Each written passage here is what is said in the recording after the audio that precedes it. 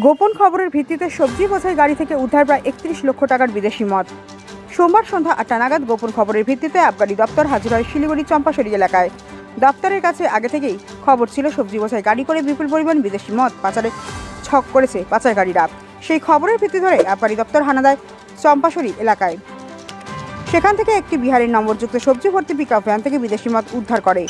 পরবর্তীতে শিলিগুড়ি আবগারি দপ্তরের অফিসে গাড়িটিকে এনে পূর্ণাঙ্গভাবে খতিয়ে দেখার পর দেখা যায় বাঁধাকপির আড়ালে রয়েছে 138 কার্টুন সিকিমে তৈরি বিদেশি মদ, যার আনুমানিক বাজার মূল্য প্রায় 31 লক্ষ টাকা। আবগারি দপ্তরের তরফ থেকে বিদেশি মদসহ আটক করা হয়েছে গাড়িটিকে। অন্যদিকে গাড়ির ড্রাইভারকে গ্রেফতার করা হয়েছে। গাড়ির ড্রাইভারের নাম ধর্মেন্দ্র কুমার, তিনি বিহারের সমস্তিপুরের বাসিন্দা বলে জানা গিয়েছে।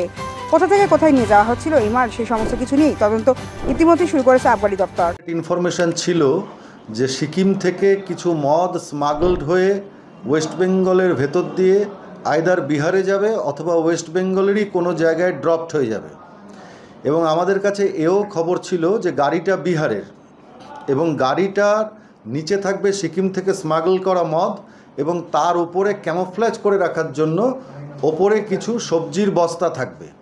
অ্যাকর্ডিংলি আমাদের ডেপুটি এক্সাইজ কালেক্টর সদর রেঞ্জ মিস্টার কিরাত সিং বৃদ্ধির নেতৃত্বে একটা ওয়াচ ডিউটি সেট করা হয় চম্পাশাড়িতে। যখন ওরা ওয়াচ এবং পেট্রোলিং ডিউটিটা করছিল তখন সেই বিহার নম্বরের গাড়িটাকে ওরা ইন্টারসেপ্ট করে, এবং বিহার নম্বরের ওই গাড়িটাকে ইন্টারসেপ্ট করে আমরা দেখতে পাই গাড়ির ভর্তি বাঁধাকপির বস্তা।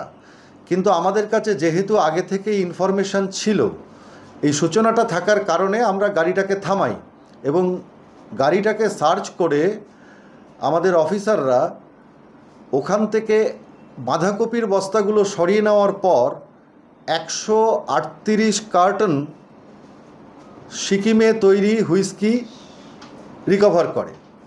যে পরিমাণ হুইস্কি রিকভার হয়েছে তার বাজার মূল্য 31,05,000 টাকা। এবার প্রাইমারি